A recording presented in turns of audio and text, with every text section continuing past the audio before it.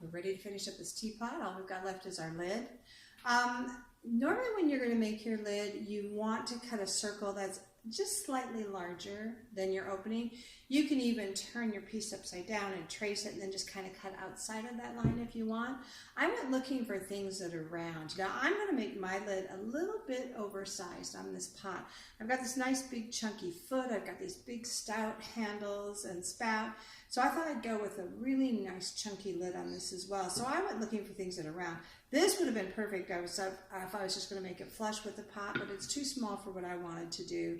And this was a little bit more like it. So yeah, this is what I went looking for. Is anything in my house that is round? Maybe you have a circle template, in which that'd be great, but we all have round things. So go looking for round things. So I went ahead and I traced this, and now I'm going to go ahead and cut it. It's set up to about soft leather, not white, but not fresh clay out of the bag, because that would be too soft, I think, if I wanted to handle it and try and assemble it. So I let it set up just a little bit. Okay, and the first thing I'm going to do is I'm going to go along and I'm going to soften all these edges before I forget.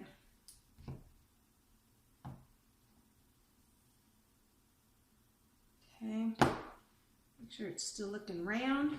Okay, so I want a domed lid, a slightly domed lid, and then I'm going to put a handle on it. So in order to dome it, I'm just going to start going around and gently curving this with my hands like this. And I'm just going to do it, and as I'm pulling up with these fingers, I'm kind of pulling that rim in a little bit. That's why I wanted it oversized, because I'm going to take it in a little bit, but I still want it oversized. So just very gently rounding it like this. I can go back and I can check, see, do I want it rounder? I think I do, because I like the size that this is going to be kind of big and clunky. I'm going to push this in a little bit and make it a little bit taller by stretching this part here. I textured this. I talked about this on a previous video, that you can leave all of these elements smooth. I chose to go ahead and use a textured piece so it matches the texture. You can make it smooth or you can texture it, it's up to you. If you're making it textured, you know, you might lose a little bit of the texture because of all this extra handling that you're doing. There. I think I'm pretty happy with that. I don't want it hugely oversized. You know, this is just a little bit bigger and I want this a little bit bigger. I think I'm going to turn this rim out a little bit, make it look a little bit bigger that way too. There, I think that's going to look nice. One of the things, I went ahead and I cut a little stem and made a knob. I used this stamp throughout my piece, and so I just stamped it, cut it, and I'm going to add this onto it, because what I want to do is I want to raise that up above there so I can get my fingers underneath there to actually pull this and use it as a knob. This is still really soft here. I'm looking for my brush. Here we go. So you can see I can very easily deform it if I'm not careful. So I'm going to try and be careful. Where am I? Here we go. And this is bigger than I would have normally made a knob, but like I said, I think that kind of, I like the look of that. It's really working for me with this piece. I'm going to place this, I'm going to turn this over and I'm just going to give it a little bit of a tap. I'm going to remind it that it's round. I am going to take, excuse me, I'm going to crinkle this bag a little bit more. I know it's probably really annoying on these videos. Sorry about that. I'm going to roll a teeny little coil. And you know this lid's going to get lifted off and on and off and on, and I don't want these two pieces to separate. I'm going to do it even smaller. I don't need a big chunk of clay on there, but I am going to just put this coil in here to secure where the stem meets the top of this knob. Piece there, okay, go around, press it in, make sure it's all really well attached. You know, when I'm moving these little teeny bits of clay, I'm barely touching them. I'm barely holding on. Everything is being done with fingertips. Everything's so soft. I'm supporting on the inside with my thumb. Everything's so soft. I don't want to overhandle this and end up having to correct a bunch of lumps and bumps that I made because I wasn't careful. Do a little bit of cleanup now.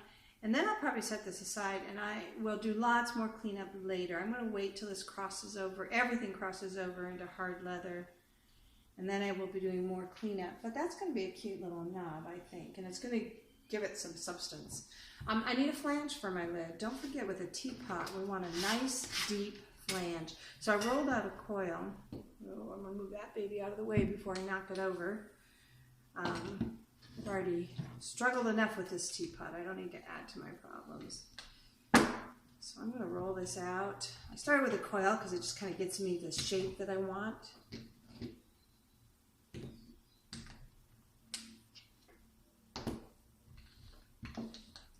And you know me, I'm going to use whatever I have close at hand for measuring this flange.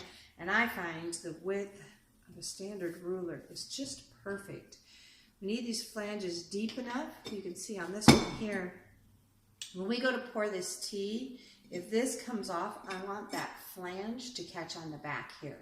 And that's what's going to keep my lid from falling off into my teacup. So we want a really nice deep flange on these so that lid is not going to fall out.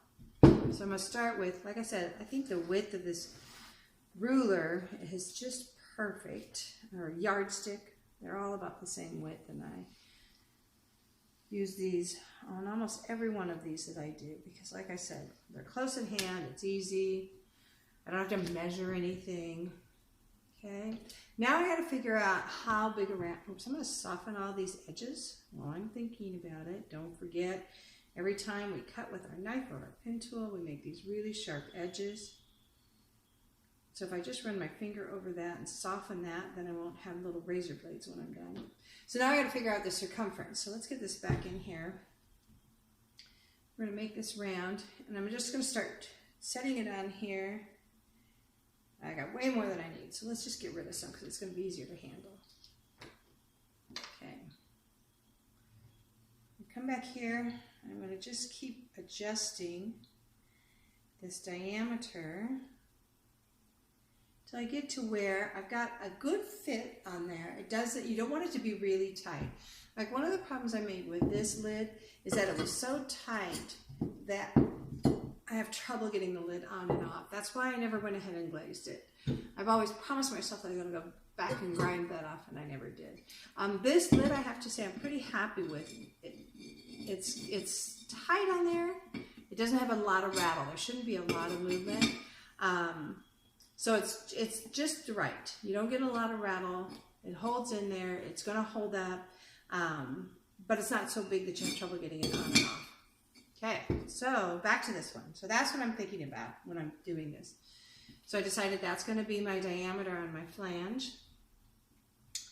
And just like when I started this whole thing, I'm going to cut through these simultaneously at a 45-degree angle. I'm just making a little teeny mini soft slab cylinder.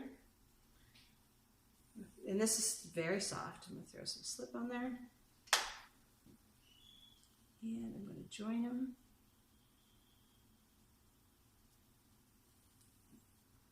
Take some of this excess off. Put back. Make sure those are stuck together really well. I'm going to double check this again. This is a little tight right now, and I'm going to tell you I'm doing that on purpose because this has crossed over to hard leather. This is still very soft. That's the nature of what's going on right now because these have been sitting out while I make and edit all these videos. And so this is set up. So I know that this inside part is going to shrink a little bit more. So I'm making it a little big on purpose. Normally you wouldn't do that. You'd want this to be of a size that would just slide in and out of there really easily. I'm going to adjust this a little bit smaller. I think it's a little big. Just keep going back and forth until you're happy. Not happy. I think that's going to be too tight. I'm going to take just a little smidge out. It's okay. You know, we're just going to kind of work a little intuitively on this until we get it right. Let me try it again. Okay, before I fuss this a lot, I'm going to put it back in and see what I think. Yeah, I'm happier with that. I've got this, it's flayed out a little bit on this end, and that's keeping it from going in. Just going to tuck that in, clean it up, because I've been playing with it and forgot that it was supposed to be round. So I'm going to remind it that it's supposed to be round. I'm going to put it here, and it's going to fit just fine. Whoa! Ha! So fine, in fact, that it fell to the bottom of my pot. Okay, never had that happen before. All right, good. So I like the size. Like I said, I'm going to remind it that it's supposed to be round, which it's doing a pretty good job of that. And I'm going to set that aside. I need to attach this, but before I do, I'm going to have to handle a lot. And this flange is so soft. I'm going to wait and let that flange sit here for a minute. I'm going to go ahead and attach this now. Get this out of our way again. And I'm just going to use a little bit of slip. Finding the middle of your lid can sometimes be a challenge, and I'm looking and not seeing, I've made a mess in here in just a few short days. I was looking for my measuring tape, but I don't see it, so I'm just going to use my ruler, and I'm going to kind of roll this over. This is about a 4-inch diameter, a little bit more. It's about 4 1/4, so I'm going to go right about here. I'm just trying to find the middle of this lid. That way. And 2 1/8 this way. Okay, so I have a little X, and that should be the middle of my lid. Not sure I believe that. I'm going to measure one more time. Yeah, I thought so. It needs to go over a little bit. All right, so that's just going to kind of get me in the ballpark.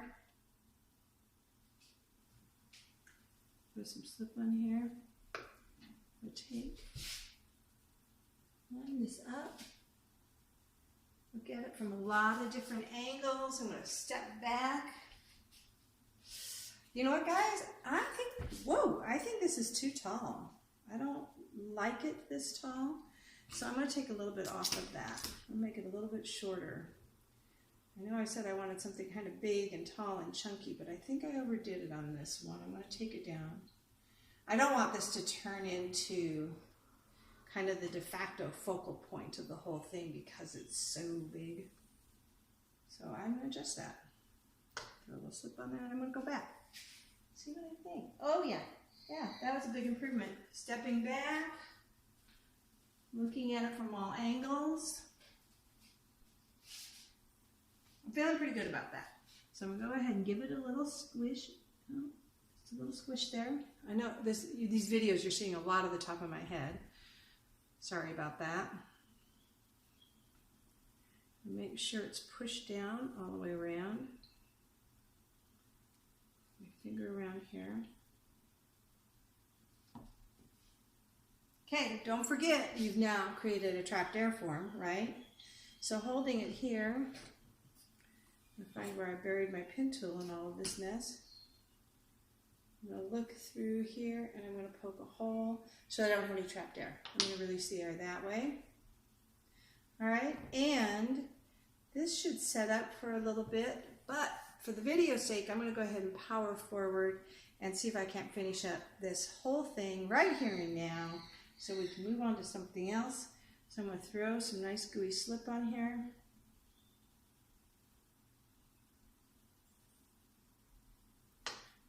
Okay.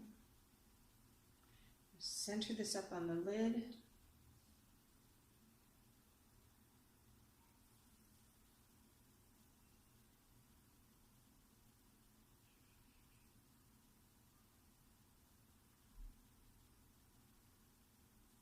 Okay, I'm going to give it a little bit of a tap.